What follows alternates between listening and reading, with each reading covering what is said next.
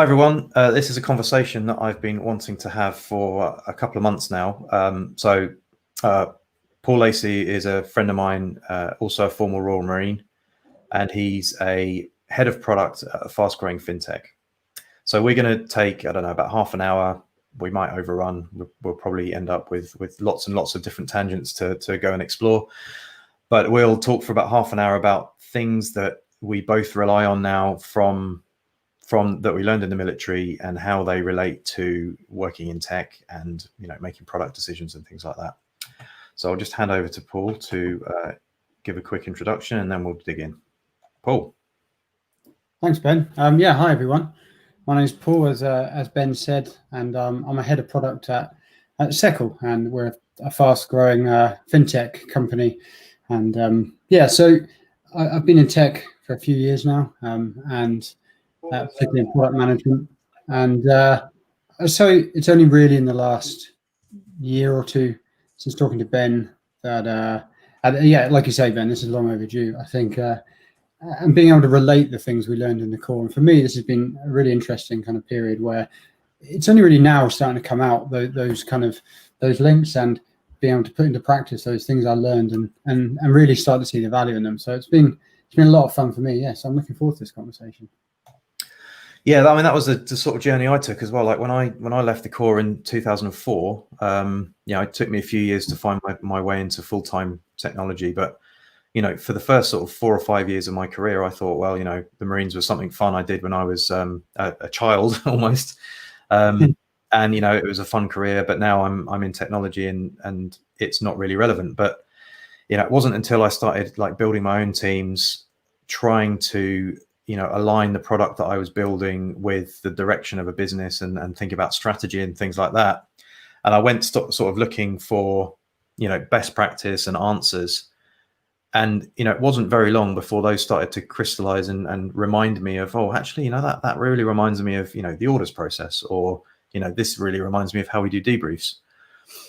So it's really, really interesting that you as a product manager have also come to the same conclusion. I mean, you and I have talked sort of non-publicly a few times about, the things that I've found, and then you've obviously had, breakthroughs of your own. Yeah. So I think, maybe we can start with something that I think you might have even introduced me to this. I mean, I probably was aware of it before, but Shape Up by Basecamp.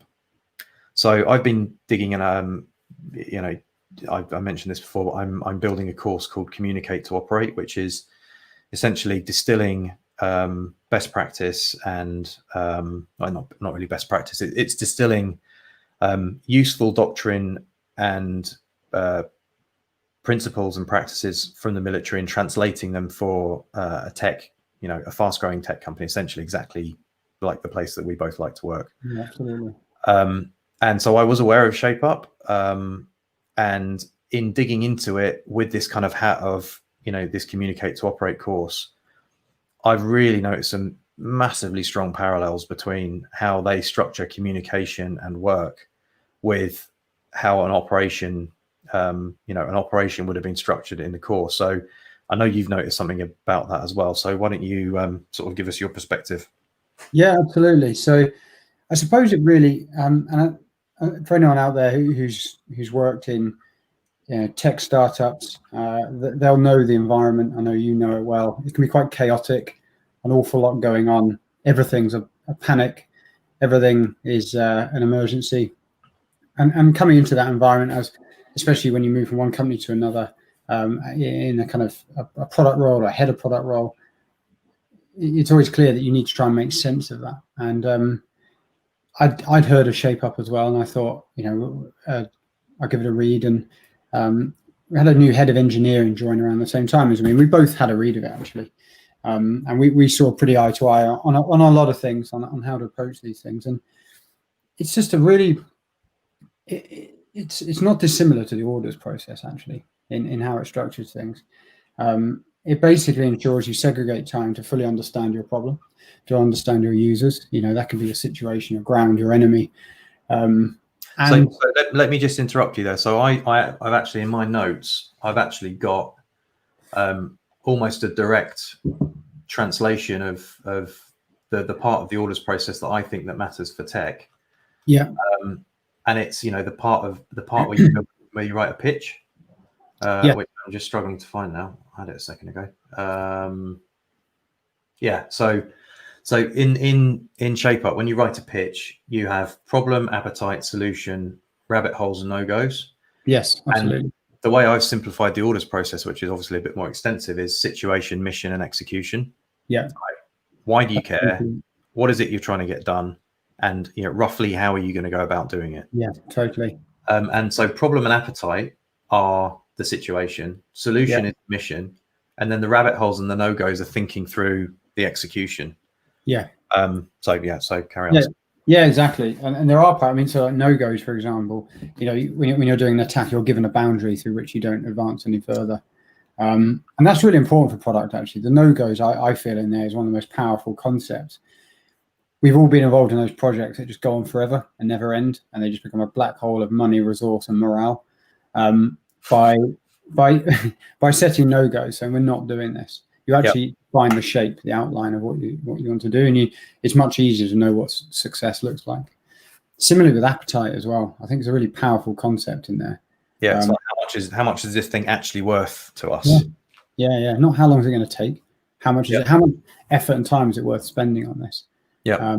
And I mean, I think one of the toughest things in software development and managing software development is estimation. It's I mean, it's been the bane of my life. You know, you get all sorts of, you run the gamut from big companies that, you know, have big A Agile consultants who, you know, they all run off Jira. They all claim that they can estimate based on some sort of Monte Carlo nonsense. It's absolute bullshit. But it's certain, and that's I think this is the thing that's worth digging into, actually. Yeah. You know, people crave certainty, even in an environment where there is no certainty, which is the kind of, you know, tech startup. There is no certainty. You're building on shaky ground. You're inventing it as you go along. You know, you're building the map by walking the ground, or as, you know, which is a quote from the book. You know, as Simon Wardley says, which I think this comes from maybe Sun Tzu or something like that, but you're crossing the river by feeling the stones, right? You don't know what is under there until you touch it. Yeah. And yet we want to build 6-month kind of timelines and 6-month. It's just bullshit. And the whole industry, you know, I mean, I'm going to probably rant a little bit now, which I apologize for, but you know, our best practice in software development and product development is all predicated on the idea of the factory, you know, of a linear system that you're optimizing and tinkering with to make better, right? It's complicated versus what the reality is, which is actually complex. So you have non-linear cause and effect. You've got no clue what is actually going to, you know, be the output. So this is why the constraint and the, you know, limiting your downside that ShapeUp does incredibly well is so important. So I managed to stop ranting. I'm good. Yeah. No, it's so difficult, estimation. One of the I think it's in ShapeUp they do this. I may have heard it somewhere else, but they model excuse me, the effort you put in over the course of a project like a mountain. So you start going up and it's just hard work. You're not making any progress, and you might not even be able to see the top. And you just keep walking, and we've all done those big climbs where you're like, oh yes, is this ever going to end? And eventually the top comes into sight. You start to get a bit of an idea. You see your landscape around you. You start getting near the top. Things start to get easier. There's an end in sight. Eventually you get to the top and you can see your way down. Things start to get easier. You start accelerating. And the problem is that's a very non-linear path. There's a lot of experimentation in the early stages, even if it's not explicit. You know, the best companies experiment explicitly and deliberately. Bad companies don't think they're doing it, but they are. Every time you're trying something, every line of code to do something is an experiment, you know, and until things start sticking and working and you test them, you just don't know. And it's so difficult. And that appetite, I think the conclusion most people have come to is you can predict, you can set one thing, right? You can set either the scope, but you won't set the time. The time can go on forever. And I think for a business, that's not great. But an appetite sets a time box. And it says, we are going to solve a customer problem. You'll have a solution within, so it could be 4 weeks. So within 4 weeks, you'll have a solution. We can't guarantee what that solution will be. It won't be everything you want. It won't be everything you envisage or imagine, but you'll have a solution, and that our customer outcome will be met. And the scope's flexible. You can plan then. It's a difficult concept to get around. People, like you said, they want certainty. Especially people who are in senior management positions who have to answer to other people who may be invested in the company. Everyone's got to answer, because everyone above them saying, when are you going to have this? When are you going to have this? Everyone's been asked to estimate. So yeah, it helps. I'll just riff on that a little bit. So a couple of days ago on Friday, I had a conversation with Richard Hughes Jones, and we were talking about, we're doing a series on leadership and complexity. And the topic of the discussion then was the difference between a complex environment and a complicated environment. And all of our tools and all of our, the complicated is the territory of the expert. So, all of our tools, all of our ways of thinking about building software is all complicated. It's all, experts who expect to take a well-defined problem, break it down into its subparts, fix all the subparts or build all the subparts, and then lo and behold, once you've done all that, you get the thing back that you thought you were going to get, right? That has never ever happened in the history of software development, and yet 60 years after software was invented, we're still doing it. So the different sort of way of looking at that is the complex domain, which is where inputs and outputs are non-linear, and you don't have you don't know the results that you get. You don't know what part of the inputs led to those results. Right. So the only real option for you in that domain is safe to fail experiments.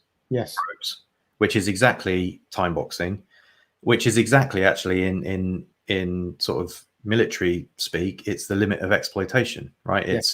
It's exactly that kind of, right, this is how we're going to limit our downside. We are going to go this far and no further because we don't know what's over the hill, right? We don't know if there's a minefield, literally. And when we get there, we'll figure out what to do, and we'll push reserves through, and we'll exactly. And then we stop, and this is the other kind of the thing that I really like about taking some of these kind of military concepts is the idea of a concept that works at multiple different scales. So pepper potting that we first learned in basic training. One person fixed, one person moves, that person goes fixed, the other person moves. But the idea of time boxing is exactly that for bets, so that you're never overexposed, and you're never, well, say never, you're not overextending yourself. You're not trying to write a feature while you're also trying to do a big refactoring and just stepping on each other. Absolutely. And it's not perfect. I think we had one cycle where we tried to implement it, and I'm actually really lucky at Seckel. They're really open to new ideas and trying things and experimenting, and it's a fantastic environment to try these frameworks. I'm sure you're aware, a lot of companies suggest these kind of things and they just fall on deaf ears. So it's been great, and they really understand that they're in a complex environment. But it's one of the great things about working in software, right? There's so many jobs out there that are complicated, that they require a lot of knowledge, potentially a lot of skill, but once you got them, they're relatively repeatable. And I was talking to our co-head at Seckel about this today, and they're the jobs that are going to get replaced eventually. Complexity and chaos is going to be very difficult to replace humans for. Because that is where that kind of that creativity, that experimentation really comes in. But you have to embrace it. So there's an interesting sort of thing that I think is actually quite important from the military. We're operating in this chaotic environment. Tech startups I think are really very similar. But we mitigate that complexity by having some really strong constraints on behavior, on how people are expected to behave. So for example, you might have a completely chaotic kind of product roadmap that you can't estimate more than sort of, I don't know, 6 weeks, a month or two ahead. But when you kind of go down to the process of delivering software into production, You absolutely don't want a chaotic process there. You want a repeatable, right, this is our method, our SOP for taking a chunk of code and getting it into production. And that's really interesting to me, because you can have these low level, very concrete kind of SOPs to follow, you know, like weapons clearing drills. Like you or I could pick up an SA80 now, you know, modulo all the model changes that have happened. Yeah, I know. It might be an older version. We could do that weapon clearance drill with our eyes shut, because we've done it a million times before, and it's designed to be burned into our brains to make sure that when the shit hits the fan, you can still do it. And that's exactly the way you want to think about doing repeatable. Yeah, you know, well done. Yeah, I mean, in software, like the tighter the loop, the hotter the loop, the tighter you want to optimize it, and that's exactly the same for you know, really low level SOPs. But then there's this kind of, you know, you've got this concrete, defined way of doing things at the low level, but when you compose those things together, they get fuzzier and fuzzier and fuzzier until you get these kind of outcomes that you need to constrain with time boxes. Yeah, and I think the one thing the core was really good at was its set of values. Yeah, and it's something that it's kind of the first kind of penny drop for me about that link between the military and software, was the idea of autonomous teams. Yeah, and the thought of a section that might make up of troop, a company, a unit out on the ground, but it was an autonomous team. But you could be, you know, in the middle of a totally chaotic environment, firefight going on everywhere, rounds dropping all over the place, and you'll be in your section, and it'll be loud and noisy, but everyone knows what's going on within that section. Everyone knows who's doing what, and you might not even be in contact with the next. You know, I'll be in trouble for using that word over the radio. That's a great, mate. It's a great, isn't it? Yeah, you might not be in touch with the other section on a ridgeline, but you'll know exactly what they're doing. Yep. And you'll be able to predict if they get attacked from behind, you'll know what they do. If they get attacked from the front, you'll know what they do. Yep. If a man goes down, you'll know how they respond. And your cognitive load on the standard stuff just goes to close to zero, which means you can commit much more brain capacity to the real stuff that actually requires brain capacity, which is, where's the enemy? What are they doing? How do we defeat them? Yeah. And I think that's so important, I think, to standardize work. Make the boring stuff easy. Yeah. So, you know, Jocko Willink said it best: discipline equals freedom, right? The discipline around the small stuff, around the consistent stuff, gives you the freedom to operate without knowing that everything's going to catch on fire. And also, you know, the example of you know, knowing what that other section is going to do, that doesn't happen by magic. That happens because of the orders process. Because when you've planned a mission, you've thought through all of the most likely contingencies, and what you have. So this is. Did you ever come across the concept of a decision support overlay? Don't think I did. You didn't do it. Did you do a juniors or? No. Yeah. So I hadn't come across this before. A mate of mine who I'm hopefully going to do another conversation with mentioned this concept to me, and I've looked it up in some doctrine. But it's essentially actions on, right? It's okay. Yeah. Every set of orders has the thing that we want to do, the best case scenario of how we want to do it, and the top 5. Oh fuck! What if this happens? Yeah, if this happens. If this happens, yeah, and that's why. And that's another way of offloading cognitive load. I mean, you know, you and I have talked about team topologies a bit, right? I think that's one of the real contributions of team topologies, is recognizing that cognitive load is a thing, recognizing that it's a thing that needs to be managed, and then having some nice, simple but sound mental models to manage it with. Yeah. And I think there's a few articles about Spotify and how they structured their teams and the mistakes they made. And the mistakes they made was they didn't standardize a lot of stuff. The alignment wasn't there. And so it just meant all you're actually, so, you know, you can create autonomous teams, but if you don't have standardized processes at the low level stuff, the stuff that shouldn't matter, shouldn't differentiate you from your competitors.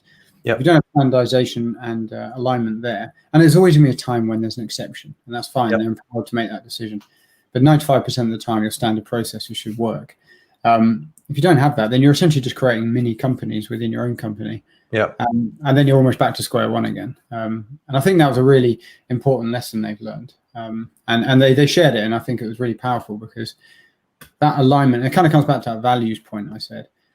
I would know how every troop, how every section, how every individual Marine would behave, respond in different conditions, and I could rely on them.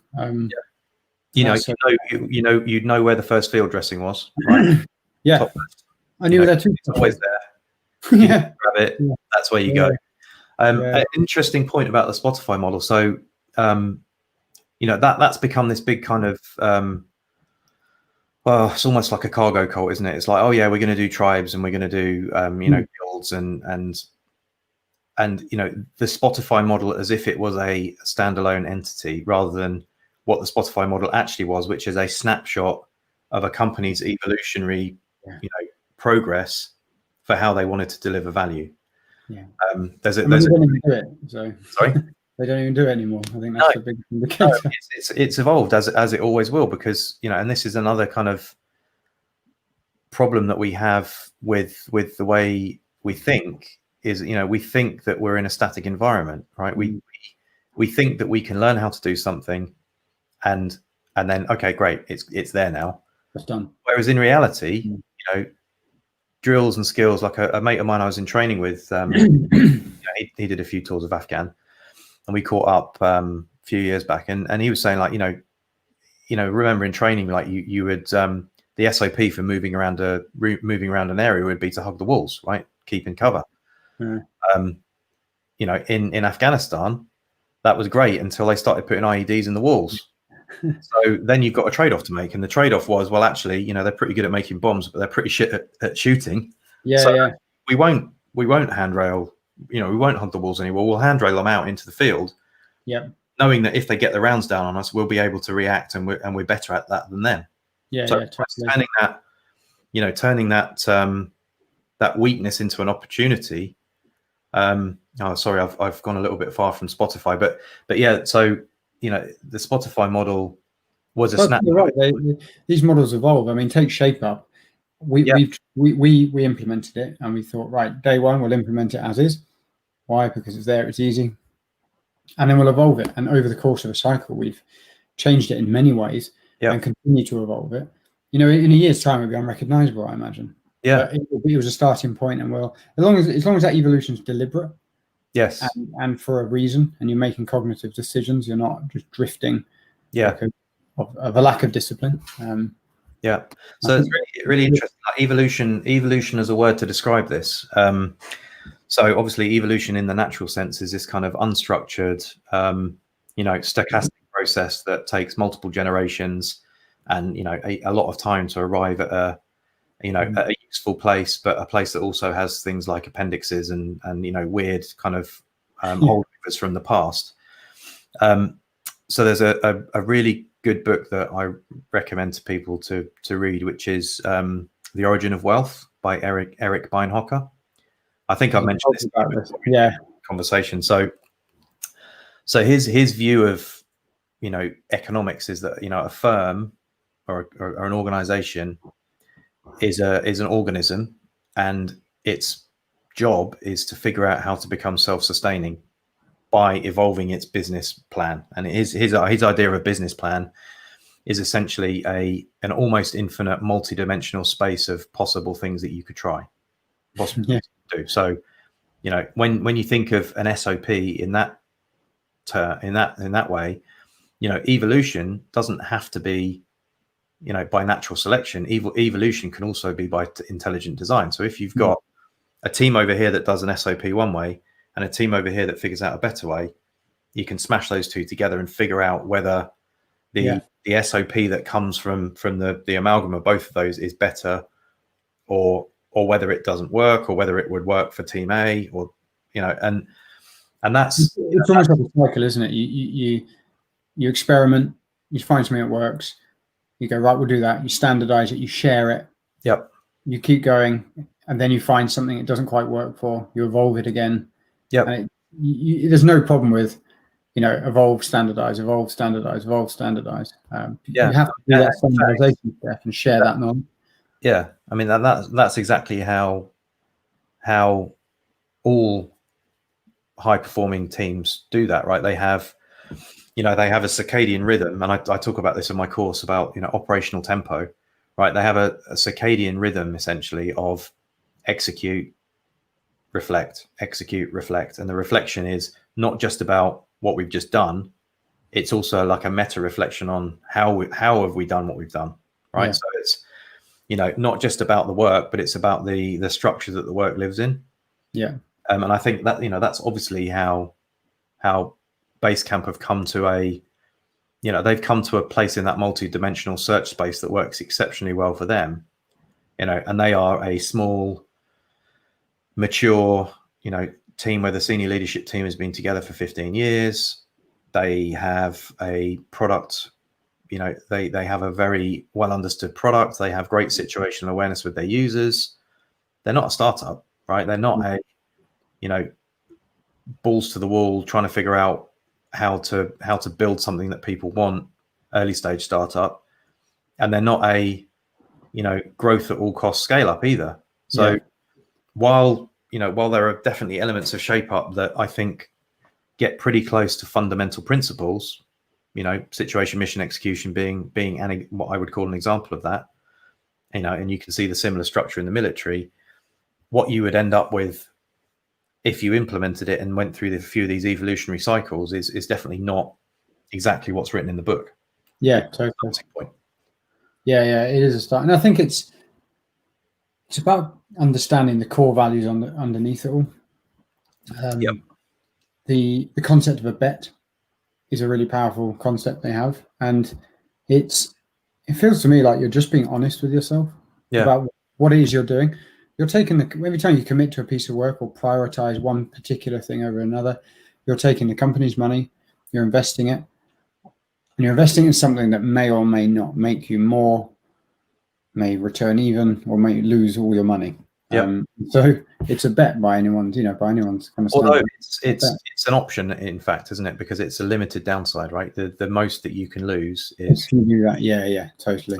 So remind me what your degree was. You went and did a pure maths degree, didn't you, when you left the Corps? Yeah.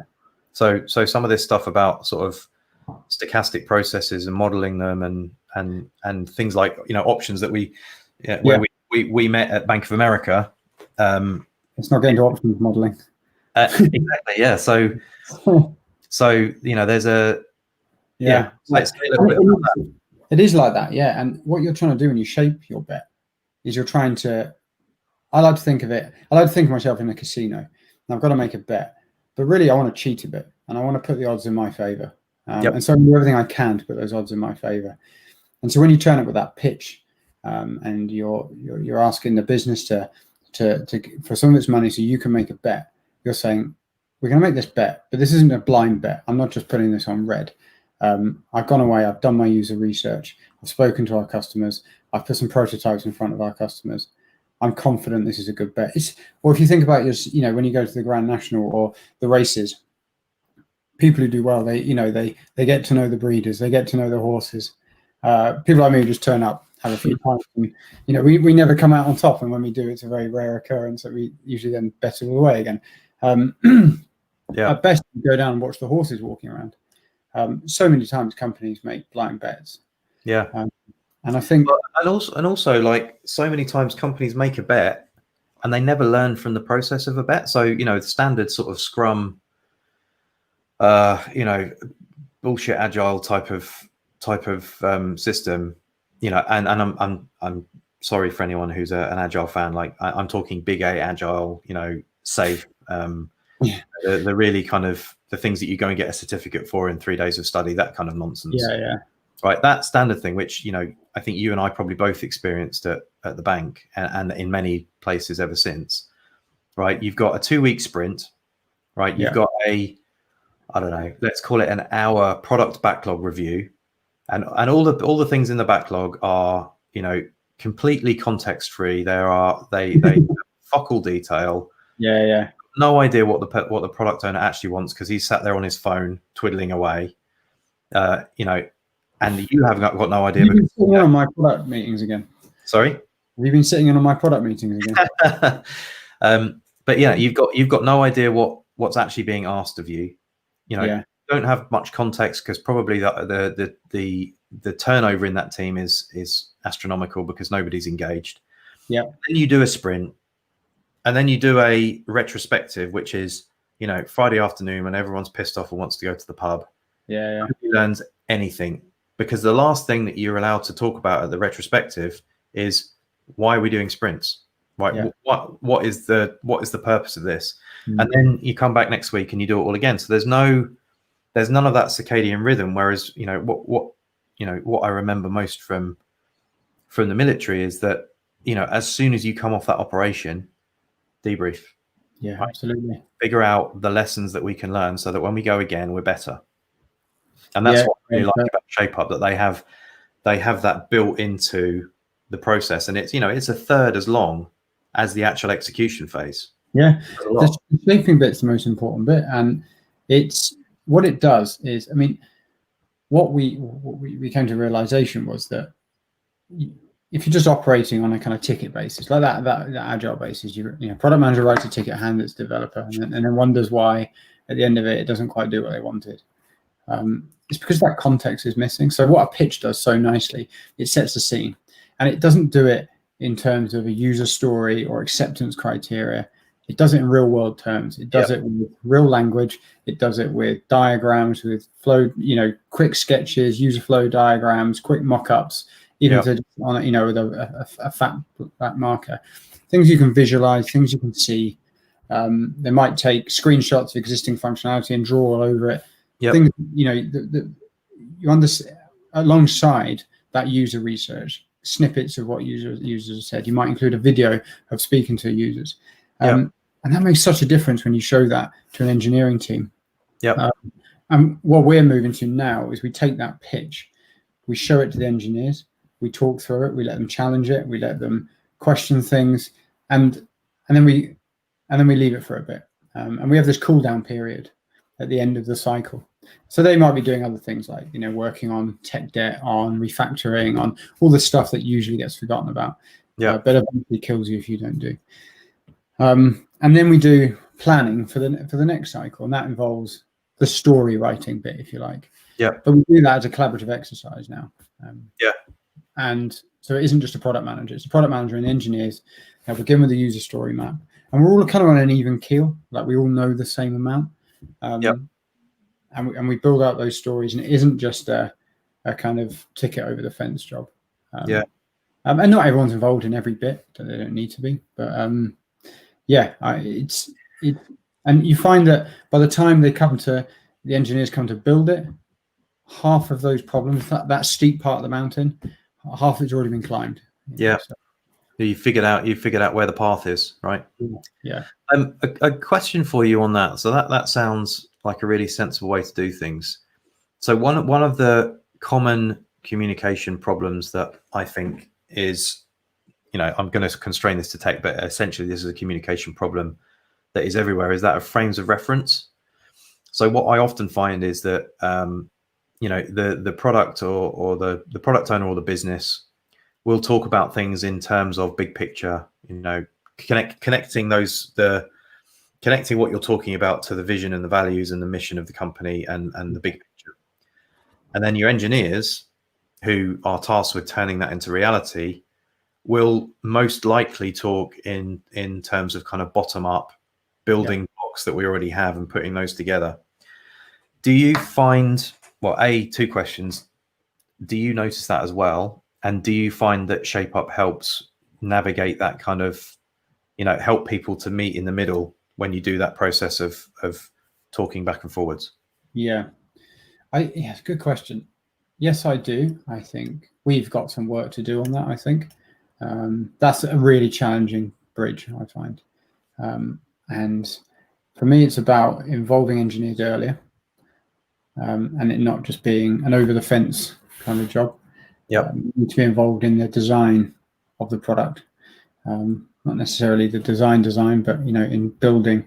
What are we going to build? And I think if the great thing about the pitch is, because you're not writing things in terms of user stories and acceptance criteria that are pretty dry, we're using visuals, we're using real, like a narrative, is what we're building. The engineers kind of start to understand what success looks like at the end, and I think that really helps bridge it because they become part of it then. Yeah. Rather than so there's less of this kind of what about this tiny little piece, because more fits into the big picture. Yeah, totally. Interesting. Really. And that might be one of the benefits of having a really strong pitch, because it's, you know, it's kind of like, you know, one of the places I've worked, we implemented some ideas from Holacracy. Holacracy is this kind of, you know, leaderless sort of way of doing things. But the interesting thing about Holacracy is that it's really all about the structure. That, you know, everyone's got complete freedom, but the system is really well defined, right? So you have these really kind of clear expectations of how things work. Okay. And I don't know where I was going with that, but, you know, we had this kind of what was it called? I can't remember the name of the process, but it's basically a weekly kind of proposal meeting. And the proposals are submitted in writing beforehand, a bit like the Amazon six-page proposal. Yes. Okay. Yeah. You come across that before? I've heard of it. Yeah. Yes. So I've actually, when I was working at the NHS recently, we had some AWS professional services folks, and they take this even further. They always go to kind of red team thinking lengths with this. They write a press release about the feature that's you know, so they basically project themselves into the future. They write the press release for releasing this product, so it's completely embedded in the context of what this thing is designed to achieve. The extremity, isn't it? Yeah. Sorry? You're looking at the extremity. Yeah. The interface with the customer. Yeah. Yeah. So you think through, and this is very, very similar to, in fact, it's probably inspired by pre-mortem analysis by Dr. Gary Klein. Yeah. So that's where you do this, even what you do a real number on yourself. You go into the future. We basically ran one of these the other day. Sorry? We basically did one of these, a very short one, but basically it was part of a planning session. And sometimes planning sessions between product managers and engineers can be a little bit one way. Yeah. And so we basically asked the team, if this was to all go horribly wrong, you know, imagine you're in the future, a couple of months, and this is, and what it was an estimation session. It was to make sure that we believed within that appetite, what we were suggesting was feasible. Yeah. So we asked, okay, imagine we're 2 months in the future and it's massively behind schedule. What's caused that? And just putting it in, you know, using that bit of imagination and creativity and put that image in people's head. Yeah. It's really good responses. Yeah. Yeah. So, I mean, I've been doing a lot of training with red team thinking. And, you know, pre-mortem analysis is one of the tools. And it's so powerful because not only do you go and look at what could go wrong, you build a map of the things that would trigger the things that you need to look out for on the way to it going wrong. Right. So it's like, you know, you've got your 6-week kind of execution plan, but if you've done a pre-mortem analysis, you've figured out what disaster looks like.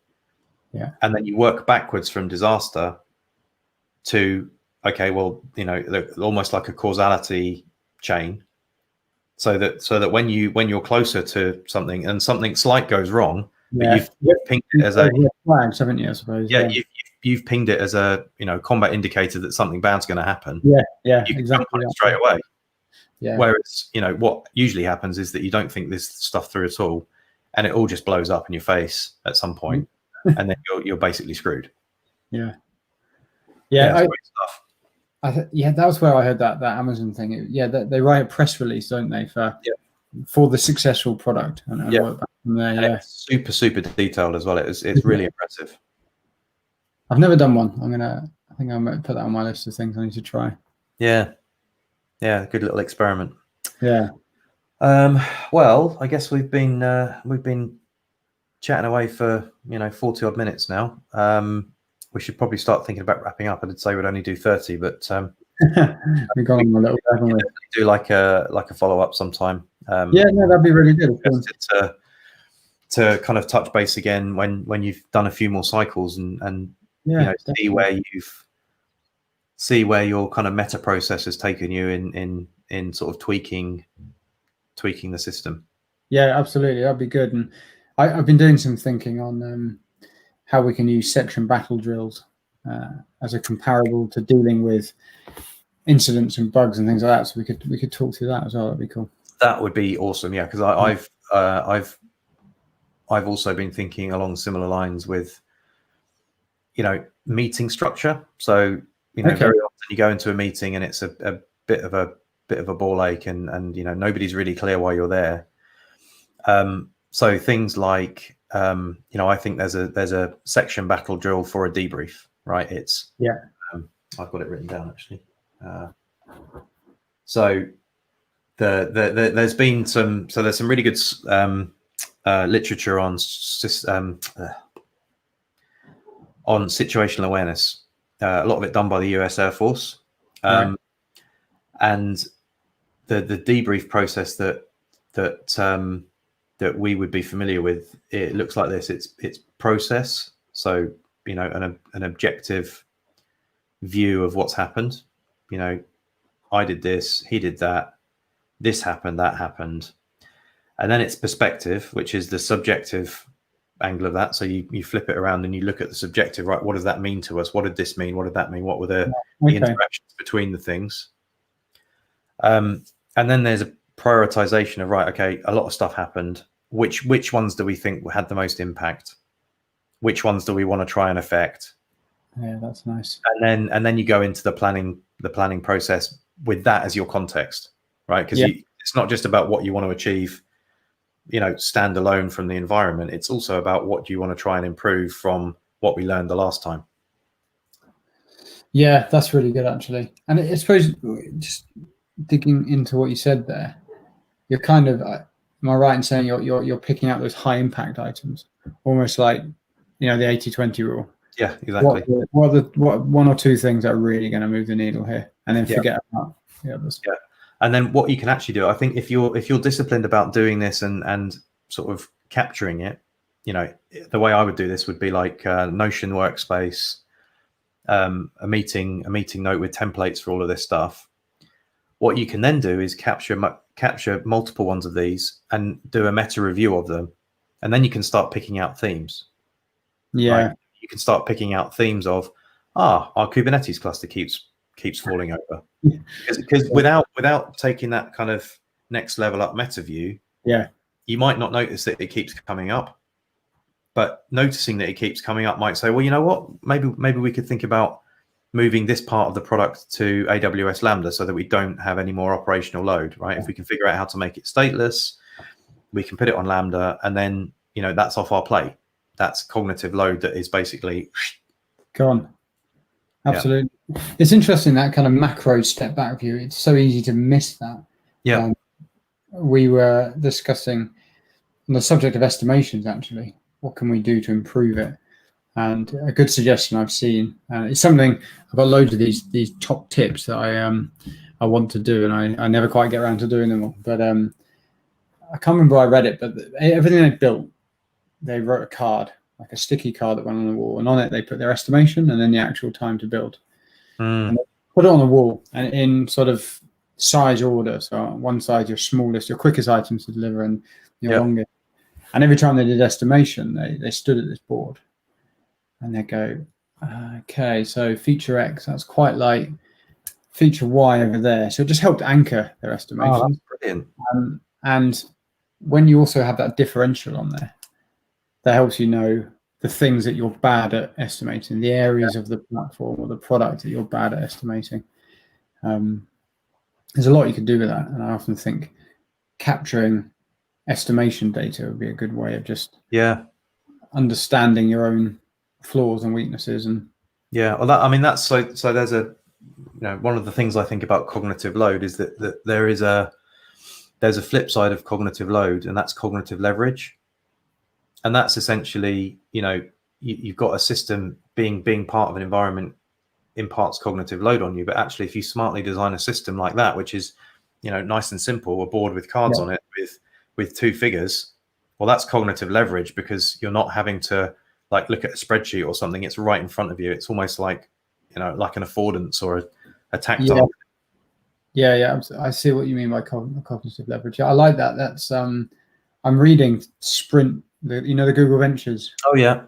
Reading that at the moment, and they talk about that a lot. They talk about short-term memory a lot in that. Yeah. So they have someone in the sprint. So it's a design sprint, and they're essentially a scribe throughout it, stroke facilitator, and they write everything on boards, and it's just getting it off people's memory. Because our short-term memory is pretty shocking. I mean, it's terrible. Our if you cognitive. ask me, list everything we talked about, I'd probably list a couple of things. Yeah. It's getting worse by the day. And so I write everything down, or I record things. But it's great to have that, to just get it off your head. And they work in these kind of, these war room kind of environments. So people come back, and they come back the next day, it's still all on the wall. They don't have to think about it. And I don't know about you, but it's almost like when you write things down, it de-stresses you, because your brain knows, right, I don't have to worry about that anymore. Yeah. Getting things done, sort of thing. Yeah. There's another thing that I think you'd be really interested. Have you ever come across MESA? MESA? I haven't. Oh, dude, you need to look that up. So it's she's a Brazilian sort of product. She does product sprints, design sprints, essentially. Okay. But they are so intentional about the team that they get in the room and how they set the room up, like to the point where they'll go to an amazing retreat in a rainforest to completely divorce people from their day-to-day context. They'll have a table set out with chairs, and they'll align them to the millimeter, just to create this massive kind of dislocating impact as you walk into the room. Really? Yeah, they'll make people put their phones in like a separate place. That's good. And they're really powering into people's into the power of ritual. And I think that's probably a conversation for another time, otherwise we'll be here all night. But I mean, that's one of the strengths of the way that we did the orders process. Like when you're all sitting around that mat pit, it's fucking on, right? You are and you know what's coming next. Do not be distracted. This is going to be properly serious. And that's a ritual, and that's an example of a cognitive leverage. Another example of cognitive leverage would be something like grit, the group range indication type of fire. Yeah. The shit's hit the fan. The last thing you want is somebody mumbling away like, oh yeah, I think they're over there somewhere. Yeah, right? yeah. It's a cognitive affordance that is right. We know exactly how we're going to say where the enemy is. Yeah, exactly. We don't have to think about it. Yeah. Things like that are so powerful. Interestingly, on the shaping piece, we're going to run next week a retro. This was our first shaping, so we're going to run a retro on our shaping and say, what do we do well? What do you do not so well? And there's plenty of room for improvement. We've already, just between ourselves, suggested many ways of improving it, and one of them was focus. Quite a long time period you got to do it over, and we kind of just drifted a little bit. And that's a really useful lesson, but I think design sprints is potentially a solution to that.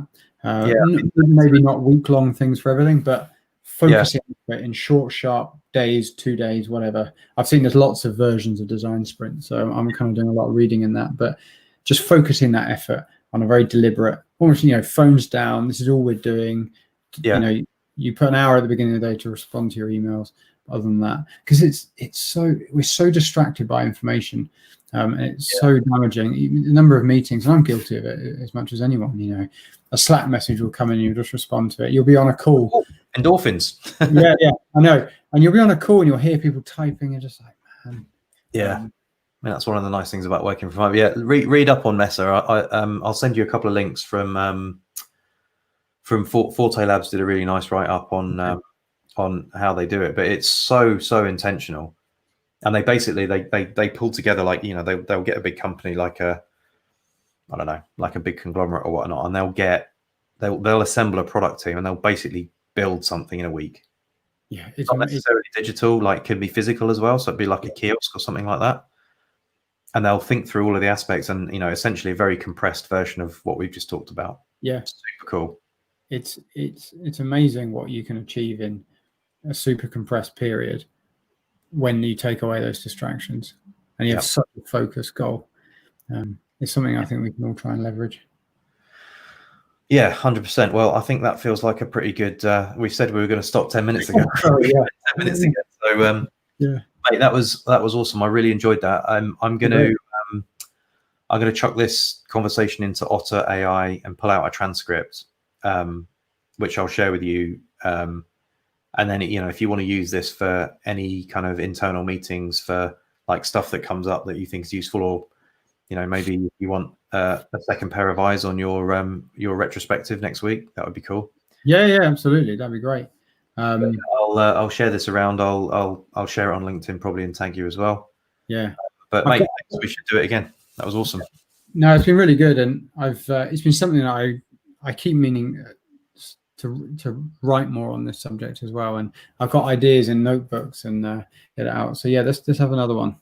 Yeah, I think writing's problematic because it's a solitary activity. I think a dialogue like this has been that I've been doing have been really useful to kind of bounce things off people without having to sit and think about what you're going to write and a narrative. Yeah, I think you're making a fair point there. I suppose I use it as my way to splurge my brain and get it out, if you know what I mean. It's often late at night, but yeah. Well, mate, thank you for splurging. We'll have to do another time. Yeah, absolutely. Right, cheers, dude. I'll